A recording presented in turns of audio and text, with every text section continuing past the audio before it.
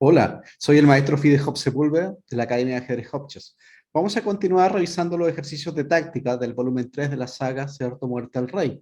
En este libro está compuesto de 200 ejercicios de táctica de partidas reales extraídos de la Olimpiada de Batumi 2018.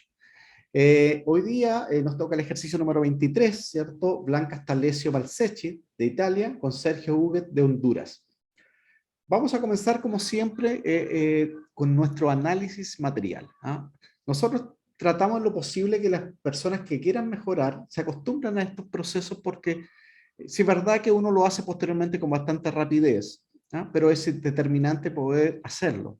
Ahora, ¿por qué es importante un ejemplo de análisis material? Si yo tomo una posición X y la analizo materialmente y determino que uno de los dos bandos tiene ventaja material, la estrategia a seguir se facilita bastante, porque si yo tengo, por ejemplo, un peón de más, dos peones de más, lo muy probable que la estrategia más simple a seguir sea cambiar las piezas para posteriormente que ese material de ventaja, esa ventaja estática que permanece en el tiempo, yo la pueda explotar finalmente en el final, ¿cierto?, de la partida. Así que comenzamos entonces con esta partida y vamos a contar. Blancas tienen 2, 4, 6 peones, 2, 4, 6 peones las negras, 2 alfiles, 2 caballos, 2 alfiles, caballos, torre, dama. Ok. Rápidamente hacemos el análisis material y nos damos cuenta que no hay una ventaja material para ninguno de los dos bandos. Bien, segundo, comenzamos entonces con el análisis posicional. El análisis posicional, obviamente, es el más complejo porque requiere que sepamos ajedrez. Vamos a darnos cuenta. Una de las cosas que a nosotros nos interesa, para todos los chicos que están con ganas, ávidos de aprender ajedrez, es darse cuenta que en el análisis posicional nosotros tenemos que percatarnos del más pequeño detalle que pueda presentar una posición. Eso quiere decir, si yo logro observar una posición y determinar cuál es la debilidad, obviamente voy a poder golpear, explotar o buscar la manera de poder pegarle a esa debilidad. Acuérdense que el concepto de debilidad es totalmente práctico, no es un concepto estético. Si una casilla está débil, siempre y cuando una casilla puede ser ocupada por una pieza, explotada de esa casilla. ¿Ah? Si esa casilla no puede ser explotada, la verdad que la debilidad pasa a segundo plano, no tiene gran importancia. Entonces, observemos la posición acá. Acá hay varias cosas que podemos destacar a simple vista, ¿cierto? Primero, nos damos cuenta que el blanco domina la columna H, el caballo domina la casilla F7. ¿Eso qué quiere decir? Que el rey en G8 no tiene movimientos. Es un detalle bastante importante. Ahora, otra cosa importante acá radica en como yo me estoy dando cuenta que las casillas, estas tres casillas en el fondo están protegidas, ¿cierto? Están controladas por las blancas. Pasa lo siguiente. Si yo lograse colocarme con la dama en la diagonal, podría inmediatamente generar un ataque bastante fulminante. ¿Cómo hago esto? Cuando yo determino realmente que ese rey en G8 es una pieza débil, empiezo a planear cómo podría, de cierta manera, llegar a ello. Fíjense lo siguiente. Aquí el jugador de blancas hace alfil por C5. Si hay algo que nosotros aprendimos de la escuela soviética, en la cual el patriarca, ¿cierto? Mikhail Botvinnik lideró esta escuela soviética, ¿cierto? Es que siempre hay una búsqueda de una verdad. Esta verdad ajedrecística tiene que ver en el fondo con la racionalidad, con la diosa razón.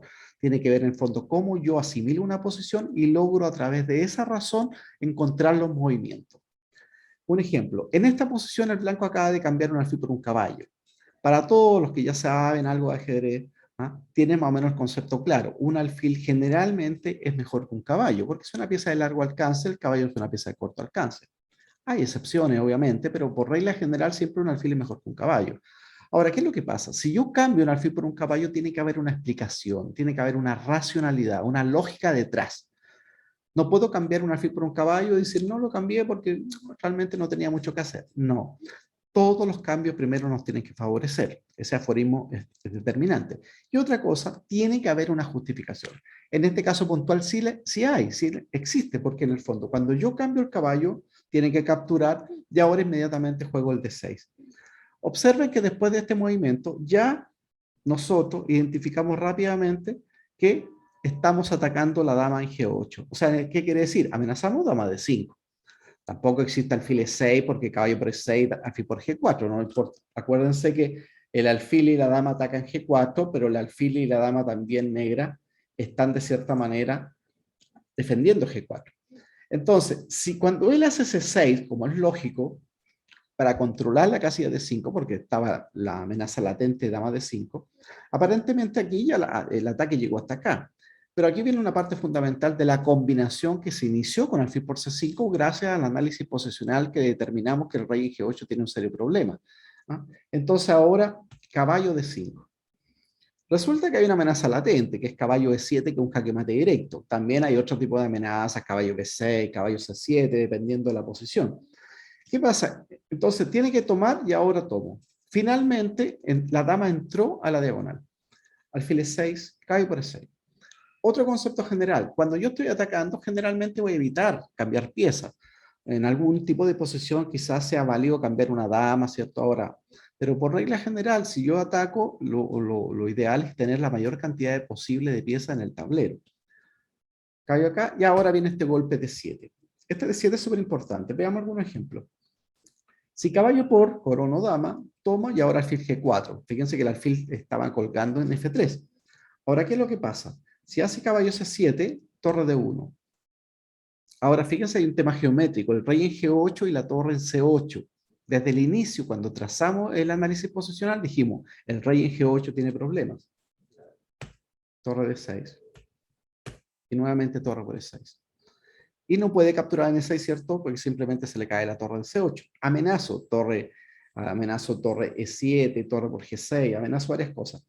Entonces, después del alfil G4 viene caballo F6 y ahora simplemente me tomo la torre. Si caballo por G6. Ahora tomo esta posición y hago el análisis material. Blanca, 2, 4, 5, 2, 4. Las blancas tienen aparte una calidad y un peón de más. Una ventaja bastante abrumadora.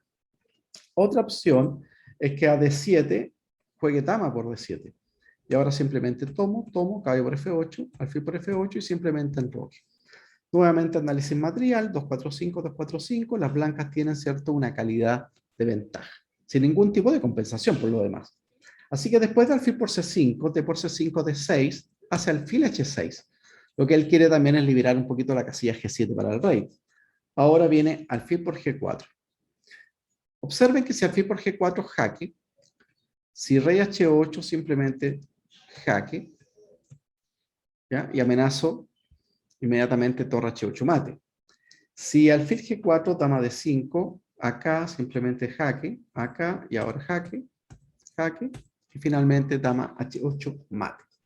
Más allá de capturar pieza, acuérdense que el objetivo básico del ajedrez siempre es el jaque mate, así que lo más importante en cualquier análisis es ver si existe un jaque mate, antes de ponerme a comer piezas. En la partida juega alfil por G4, simplemente alfil por G5, ¿cierto? Y ahora dama de 5. Finalmente, la dama entró a la casilla de 5, o sea, la diagonal a 2G8. Tiene que mover a G7, dama por E5. Si rey F7, jaque y simplemente mate en G7. Si dama E5, alfil F6 y ahora dama H2. Y este dama H2 demuestra claramente que hay la amenaza en la columna H, que fue una de las cosas particularidades que nosotros vimos al inicio de la posesión, donde dijimos que las blancas dominan la columna H, es la misma columna donde ahora se amenaza dama H7 jaque mate. Un ejemplo, si torre H8 tomo, alfil por D7. Y ahora, fíjense que la torre de A1 no está defendida, si jaque, acá simplemente peón por peón. Y el peón de C7 se transforma en dama y no se puede evitar la coronación. La otra opción es que torre H8, torre acá, capturo, simplemente alfil por acá, y rey E2, con lo cual la partida inmediatamente, ¿cierto?, está ganada porque las blancas tienen una pieza de ventaja.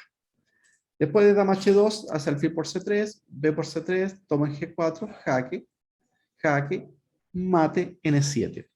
Entonces, esta partida es el ejemplo número 23, ¿cierto?, de los ejercicios que están planteados, expuestos en el volumen 3 de la saga Muerte del Rey. Acuérdense que es un libro que está dedicado completamente a la táctica. Si alguien quiere estudiar y ejercitar táctica, es un libro que es muy, muy recomendable. Está pensado para jugadores de un nivel básico hasta un nivel intermedio.